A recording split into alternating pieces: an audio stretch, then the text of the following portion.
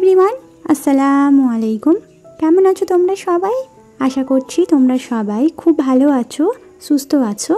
আলহামদুলিল্লাহ আমরাও বেশ ভালো আছি।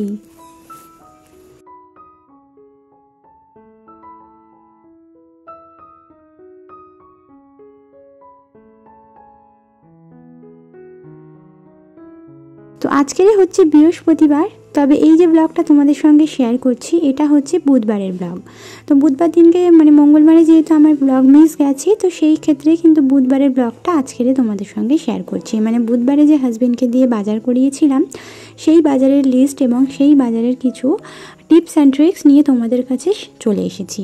কারণ অনেক দিদিবোনেরাই জানতে চেয়েছিল যে আমি কিভাবে বাজার করাই বা কতটা পরিমাণ করে আমি আমার ফর্দ লিখি, সেই হিসেবে একটা আন্দাজ বা একটা টিপস শেয়ার করতে। সেই কারণেই আজকের একেবারে আমার সদা লেখালেখি করতে অর্থাৎ ফর্দ লিখতে বসেই কিন্তু আমি তোমাদের সঙ্গে ক্যামেরাটা অন করলাম। তো যাই হোক, এখানে কিন্তু আমি যেটা করি বেসিক্যালি আমি অনেক ব্লগের মাধ্যমে শেয়ার করেছি, তবে অনেকেই হয়তো এই ভিডিওটা বা সেটা দেখোনি বলেই হয়তো জানো না। তো নতুন করে আমি আবারও শেয়ার করছি যে একটা জিনিস আমাদের সঙ্গে হয়, দেখবি আমরা যখন বাজার করাই তখন কিন্তু আমরা লিস্ট যখন লিখতে বসি তখন মনে হয় যে আমরা সব কিছুই লিখেছি, কিন্তু যখন বাজার চলে আসবে বা বাজার করতে হয়তো তোমার হাজব্যান্ড বা কেউ বেরিয়ে যাবে যেই বাজার করে, সো আসার পর মনে হবে যে এটা লিখতে আমি ভুলে গেছি বা এটা আনা হয়নি। স্পেশালি এই সমস্যাটা তাদের হয় যাদের যখন দেখবে যে একবারই বাজার করতে যায়, এর বেশি বাজার করা যাবে না। আমার হাজব্যান্ড যেহেতু বুধবারে একদিনই ছুটি পাই, সেই দিনকেই উনি বাজারটা করেন। তো সেই ক্ষেত্রে দেখা যায় কি, যদি কোনো কিছু আমি লিখতে ভুল করি তাহলে কিন্তু সারা সপ্তাহে সেই ভুলের মাসুলটা আমাকে দিতে হবে বা সেই জিনিসটা ছাড়াই আমাকে চালাতে হবে।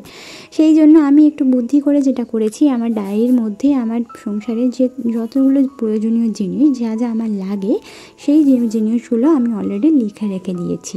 এ টু জেড যা যা আমার লাগে সেগুলো লেখার একটাই সুবিধা, যখন আমি ফর্দ লিখতে বসি তখন কিন্তু ডায়েরিটা দেখে নিলেই আমার মনে পড়ে যায় যে কোন কোন জিনিসগুলো আনাতে হবে আর কোন কোন জিনিসগুলো না আনলে হবে। তো এই বুদ্ধি করে যবে থেকে আমি বাজার সদা করাতে স্টার্ট করেছি তখন থেকে আমার কোনো কিছুই লিখতে ভুল হয় না।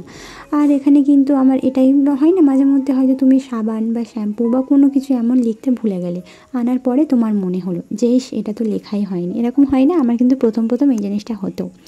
তো যেই থেকে আমি এই জিনিসটা ফলো করছি তবে থেকে কিন্তু এই জিনিসটা হয় না। তো যাই হোক, অনেক বকবক করে ফেললাম। তো ভিডিওটা শেষ পর্যন্ত দেখতে থাকো, আশা করছি তোমরা অনেক কিছুই শিখতে পারবে, অনেক কিছুই জানতে পারবে। তাই প্রত্যেক দিনের মতো আজকের ভিডিওটাও তোমাদের কাছে খুব ভালো লাগবে, তাই শেষ পর্যন্ত দেখার অনুরোধ রইল।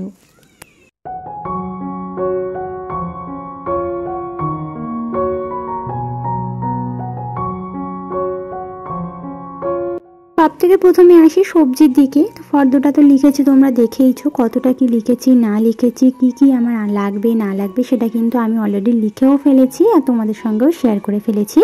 তো আমার কিন্তু ওটা সারা সপ্তাহের ফর্দ বলতে পারো। এবারে যেগুলো আমি লিখিনি সেগুলো কিন্তু আমার অলরেডি রয়েছে, তাই আমি সেগুলো আর লিখলাম না। যেগুলো আমার প্রয়োজন সেগুলোই কিন্তু আমি ডায়েরি দেখে দেখে প্রয়োজনীয় জিনিসগুলো লিখিয়ে নিয়েছি, আর যতটা করে পরিমাণে আমার লাগে সেই পরিমাণ অনুযায়ী আমি লিখিয়ে নিয়েছি।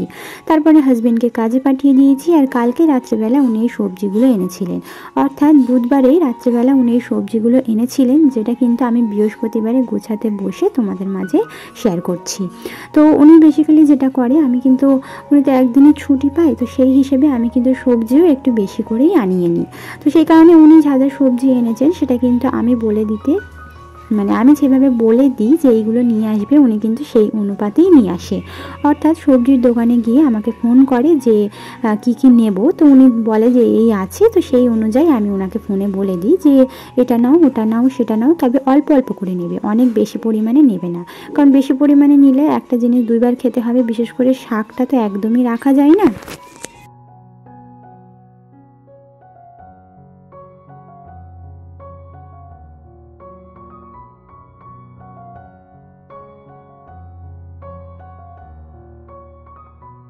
অন্যান্য সবজি সপ্তাহখানেক রাখা গেলেও শাক পাত দেখবে 1 থেকে 2 দিনের বেশি রাখা যায় না, পচে যায়। সে কারণে শাকটা আমি যখনই ওনাকে আনতে বলি 1 আঁটের বেশি কিন্তু নিয়ে আসবে না। তো সে কারণে উনি লাল শাক আর পালং শাকটাই নিয়ে এসেছেন, আর এই শীতের সময় কিন্তু আমার এই লাল শাক পালং শাকটা খেতেই বেশি মজা লাগে। তো যাই হোক, এখানে সেই সাথে ফুলকপি এনেছিলেন, তারপর টমেটো, বেগুন, ধনে পাতাটাও অনেক পরিমাণে নিয়ে এসেছেন, কারণ এই শীতের দিনে ধনে পাতাটা কিন্তু প্রত্যেকটা সবজি রান্নাতেই লাগে। সে কারণে আমি কিন্তু আটিটা খুলে কাপড়ের মধ্যে শুকাতে দিয়ে দিয়েছিলাম, যাতে এর মধ্যে এক্সট্রা পানি না থাকে। পানি শুদ্ধ যদি আমি ফ্রিজের মধ্যে রেখে দিই, কালকেরই দেখবো পচে একেবারে গলে গেছে। তো সেই কারণে আটি খুলে আমি কিন্তু কাপড়ের মধ্যে বিছিয়ে রেখে দিলাম, যাতে ওটা শুকিয়ে যায়, আর তারপরে আমি কন্টেনারে করে রাখবো। এতে করে কিন্তু 1 সপ্তাহ রাখলেও ধনেপাতা একদমই পচে যায় না। তো যাই হোক, তারপরে এই যে বাজারগুলো আনা হয়ে গেছে, এবারে সবগুলোকে বার করে মিলিয়ে দেখে নিচ্ছি যে সবগুলো ঠিকঠাক আছে কি না। তো আমি গুনে দেখে নিই, সাথে ফর্দ মিলিয়ে দেখে নিই। তো এখানে দেখার পরে আমার যেহেতু সবগুলোই কন্টেনারে রয়েছে, তাই আমি আপাতত এখন একটা বালতির মধ্যে সবগুলো রেখে দিচ্ছি। আর আলু পেঁয়াজের ক্ষেত্রে আমি যেটা করি, আলু পেঁয়াজের যে ঝুড়ি হয়ে থাকে, আলু পেঁয়াজের ঝুড়ির মধ্যে কোনো রকমের কোনো কাগজ দিয়ে রাখলে বা পেপার দিয়ে রাখলে দেখবে নিচের মধ্যে কিন্তু আলু পেঁয়াজের যে নোংরাটা একেবারে ঝরে ঝরে পড়ে না। তো আমার গত আগের আলু পেঁয়াজেতে আমার রাখা হয়নি, আমি কিন্তু ভুলে গিয়েছিলাম, হয়তো তাড়াহুড়ো করে রাখতে পারিনি। তো আবার তোমাদের সঙ্গে শেয়ার করছি। তো আমি বেসিক্যালি যেটা করি, খুব পুরোনো যে সিএসসি বিলগুলো হয়, সেই বিলগুলো কিন্তু বেসিক্যালি কাজে খুব একটা লাগে না। তো সেই বিলগুলোই কিন্তু আমি এভাবে উল্টে পাল্টে অনেক দিন ধরে এগুলো ব্যবহার করি। যখন দেখবো যে একদমই এগুলো নষ্ট হয়ে গেছে, তখন আবার চেঞ্জ করে দিই। তো আগের কিছুটা আলু ছিল আর আগের কিছুটা পেঁয়াজ ছিল, সেটাকে কিন্তু আমি প্রথমে বার করে নিলাম, যাতে আগের জিনিস যেন আগে খেতে পারি। তো সেই কারণে আগেরগুলো বার করে নিলাম। এবারে কিন্তু আজকের যেগুলো আনা হয়েছে সেগুলোকে রেখে দিলাম, আর আগের যেগুলো ছিল সেগুলোকে একেবারে সামনে রেখে দিলাম। কেন বলো তো? কারণ সামনে রাখলে সেগুলোর হাত কিন্তু আগেই পড়বে, তো সেই কারণে। আর পেঁয়াজের ক্ষেত্রেও একই নিয়ম আমি ফলো করেছি। পেঁয়াজ মানে আগের যে পেঁয়াজগুলো সেগুলো সামনে রেখেছি, এতে করে কি হবে, আগের পেঁয়াজগুলোই কিন্তু আমার হাতে প্রথমে পড়বে। তো এইভাবে কিন্তু গুছিয়ে নিলাম। আর তারপরে এই যে যেখানে আমি বেসিক্যালি আলু পেঁয়াজটা রাখি, যেহেতু আগেতে আমার রাখা হয়নি কাগজ, তাই এখানে ঝরে ঝরে পড়ে বেশ নোংরা হয়েছে। তো সেই কারণে এই জায়গাটা একটু পরিষ্কার করে নিলাম।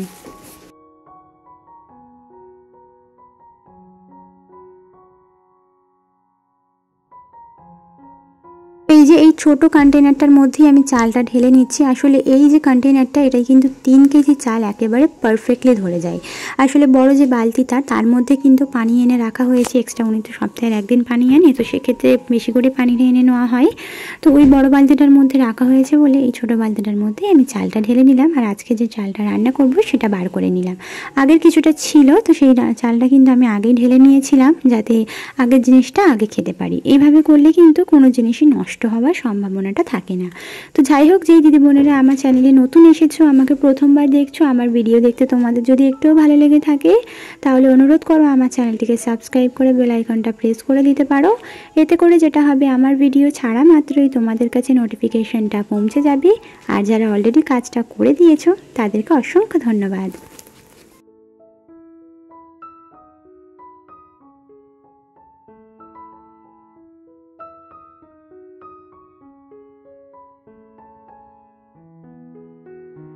তো গতকালকে যে বাঁধাকপি দিয়ে গরুর মাংস রান্না করেছিলাম, তার কিন্তু কিছুটা রয়েছে, মানে মোটামুটি একবেলার মতো হয়ে যাবে। তো সেই কারণে ওই তরকারিটা আছে বলে আমি শুধুমাত্র এখানে চিংড়ি মাছ দিয়েই লাল শাকটা রান্না করব। তাহলে কিন্তু দুটো তরকারি দিয়ে এবেলা হয়ে যাবে, আর ওবেলা কিছু একটা করে নেব, অর্থাৎ ডিমের ফাঁকি ভাজি হোক বা কিছু একটা করে নেওয়া যাবে। তো সেই কারণে এবেলা শুধুমাত্র আমি ভাবলাম এই যে চিংড়ি মাছ দিয়ে আমি লাল শাকটা রান্না করে নিই। আর চিংড়ি মাছ আমার ফ্রিজে কেনাই ছিল, সে আগে তোমাদের সাথে শেয়ার করেছিলাম কদিন আগে। তো সেই চিংড়ি মাছ দিয়েই আমি আজকে লাল শাকটা রান্না করে নিচ্ছি। তো রান্নাটা করতে থাকি, তোমরা দেখতে থাকো, আর সেই সাথে আমার কিছু মিষ্টি মিষ্টি দিদি বোনেদের কমেন্টে রিপ্লাই দিয়ে দেওয়া যাক। গতকালকে যে আমি ইলাস্টিকটা শেয়ার করেছিলাম, তো এক দিদিভাই, অর্থাৎ এখানে সাজাল রিফাত আইডি থেকে দিদিভাই কমেন্ট করেছিল যে আপু তুমি কোন অ্যাপ থেকে নিয়েছো রাবারটা বলবে। তো ওটা আমি মিশো থেকে নিয়েছি। আমার যতগুলো প্রোডাক্ট আসে সেগুলো সবগুলোই কিন্তু আমি মিশো থেকেই বাই করি। আমার কিন্তু অন্য আর কোনো আর কি বাইং অ্যাপ নেই, আমার শুধুমাত্র মিশোটাই আছে। তারপরে মিনারা বেগম দিদিভাই, এখানে হচ্ছে জাহিদা খাতুন, কেয়া ইসলাম দিদিভাই, তোমাদের জন্য অনেক দোয়ার অনেক ভালোবাসা রইল। আমিনা ব্লগ আইডি থেকেও দিদিভাই খুব সুন্দর কমেন্ট করেছে, যেন আমি মানে ভালো থাকি, আমি যেন সফলতা অর্জন করতে পারি। আমার মেয়ের জন্য দোয়া করেছে। তো তোমার জন্য আর তোমার পরিবারের সবার জন্য অনেক অনেক দোয়া আর অনেক ভালোবাসা রইল। আব্দুল রহমান মুফতি আইডি থেকে দিদিভাই বলেছেন, আপু এরকমভাবে কি হবে, এত ভিউজ কম আসছে। তো একটাই কথা বলবো, ধৈর্য ধরে কাজ করো, ইনশাআল্লাহ সফলতা পাবে। সফলতা পেতে বাধ্য, একভাবে কাজ করে যাও, তাহলে দেখবে নিশ্চয়ই সফলতা পাবে। তামান্না খাতুন আইডি থেকে দিদিভাই বলেছেন, আসসালামু আলাইকুম আপু। ওয়ালাইকুম আসসালাম। তোমার ভিডিও আমি দেখি বাট কমেন্ট করা হয় না, আমার নামটা নিও প্লিজ। Tamannaah Orhan. আর তোমার মেয়ের নাম কি গো? আমার মেয়ের নাম হচ্ছে আমাইরা। আর এই যে তোমার নামটা নিয়ে নিলাম, তোমার জন্য অনেক দোয়া আর অনেক ভালোবাসা রইল।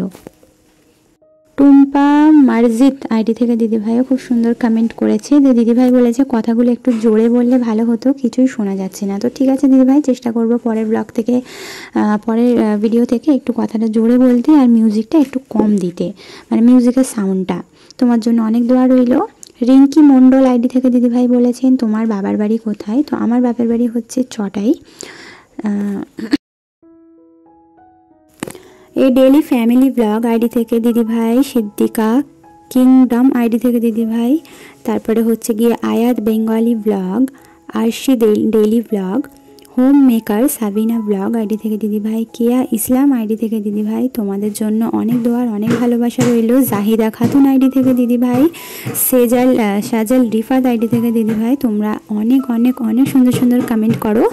আর তোমাদের এই কমেন্টের জন্যই কিন্তু আমি ভিডিও করার মানে উৎসাহ পাই।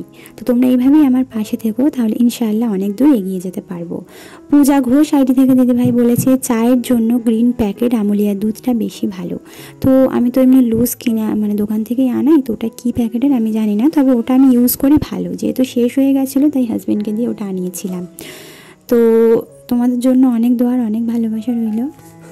বারবি ডল স্টোরি আইডি থেকে দিদিভাই বলেছেন, হাই কেমন আছেন? আমি সামরিন, আমি মেমারি থেকে দেখছি। তো মেমারি জায়গাটা কোথায় আমার কিন্তু জানা নেই, আর আমি শুনিও নি। তো দিদিভাই আমাকে জানিও তো যে মেমারি জায়গাটা কোথায়। আজকে আমাদের বাড়িতে বাঁধাকপি দিয়ে মাংস রান্না হয়েছে, প্লিজ পরের ভিডিওতে আমার নামটা নিও। তো এই যে দিদিভাই তোমার নামটা নিলাম, তোমার জন্য অনেক দোয়া আর অনেক ভালোবাসা রইল। গত কয়েকদিন আগে এক দিদিভাই আমাকে কমেন্ট করেছিল যে আমার মতো ওনারও নাকি রান্নাঘরের মানে গ্যাসের পাশে এভাবে র্যাকে রেখেছে এবং তার উপরে মশলার কৌটোগুলো রাখে, কিন্তু ওনার সমস্যা হচ্ছে যে মশলার কৌটোগুলো অনেক বেশি তেল চিটচিটে ভাব হয়। তো সেটা থেকে উনি কিভাবে রেহাই পাবে?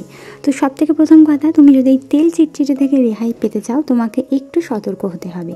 সেটা হচ্ছে গিয়ে আমি বেসিক্যালি যেটা করি, যখন দেখবে রান্নাবান্না আমরা চড়িয়ে দিই বা রান্নাটা আমরা বেসিক্যালি কষিয়ে পানি দিয়ে চড়িয়ে দিই, তখন কিন্তু আমরা অন্য কাজ করতে যাই। তবে আমি বলবো সেই সময় অন্য কোনো কাজ না করে তুমি যদি সেই 5টা মিনিট বা সেই 10টা মিনিট এইভাবে রান্নাঘরের ফার্নিচারগুলোকে অর্থাৎ মশলার কৌটো থেকে র্যাকটা যদি হালকা করে এভাবে পুছে নিতে পারো, তাহলে তোমাকে 100% গ্যারেন্টি দিচ্ছি কখনোই তোমার রান্নাঘর তেল চিটচিটে ভাব দেখা যাবে না। বা কখনোই কেউ আসলে তোমাকে বা তোমার বাড়িতে যখন কোনো গেস্ট আসবে, আলাদা করে সময় বের করে তোমাকে এই রান্নাঘরটা পরিষ্কার করতে লাগবে না। তুমি যদি নিজেই প্রত্যেক দিন বা একদিন দুদিন ছাড়াও যদি এইভাবে একটু সময় বার করে আমি যেভাবে হালকা করে পরিষ্কার করলাম ওইভাবে করে নিতে পারো, তাহলে দেখবে এক্সট্রা করে অনেকটা সময় বের করে রান্নাঘর পরিষ্কার করার প্রয়োজন হবে না। তো আমি বেসিক্যালি এই টিপসটাই ফলো করি, তাই তোমার সঙ্গে শেয়ার করলাম। তো যাই হোক, এখানে কিন্তু আমার রান্নাবান্না শেষ করে আমি ভিডিওটা শেষ করব, আর তার আগে আমার মেয়ের দুষ্টামিটা তোমাদেরকে দেখাই। তো যাই হোক, আজকের ভিডিওটা এই পর্যন্তই ছিল। ভিডিও শেষে আমার মেয়ের কিছু কথাও তোমাদের সাথে শেয়ার করব, যতটুকু কথা বলতে শিখেছে। তো পরবর্তী ভিডিও পর্যন্ত তোমরা সবাই সুস্থ থাকবে, ভালো থাকবে। আল্লাহ হাফিজ, আসসালামু আলাইকুম। কি দুষ্টু দুষ্টু হচ্ছে?